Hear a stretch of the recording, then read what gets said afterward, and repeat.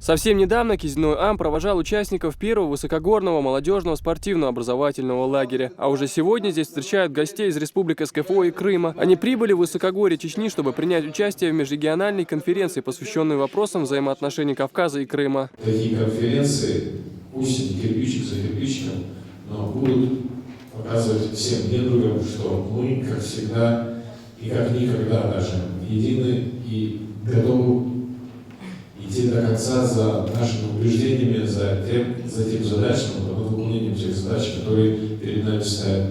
И президент, и правительство, и глава республики Рамзан Кадыров, что мы не отступим.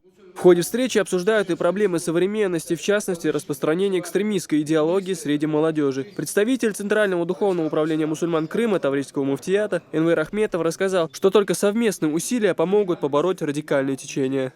Конечно же, наверное, с первых встреч результатов конкретных, полных получить, наверное, не получится, но в дальнейшем плодотворная работа, мы надеемся, что делегация из Министерства молодежи приедут к нам в Крым, где мы соберемся, сделаем конференцию и также плодотворно это будем практиковать у нас в Крыму, и, иншаллах, будет полезным и добьемся результатов.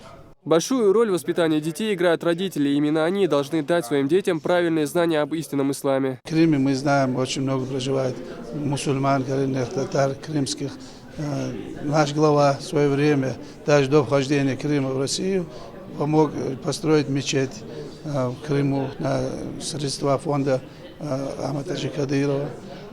Итак, сегодня мы побеседовали. В дальнейшем намереваемся сотрудничать. Уже после чтения докладов участники встречи подвели итоги. По завершению работы все участники конференции получили благодарственные письма от Министерства молодежи, однако на этом пребывание гостей на Кизиной Ам не завершилось. Их ожидает еще экскурсия в высокогорное село Хой. Астан Аль-Букаев, Султан Умаров, Абубакар Абазов. Новости.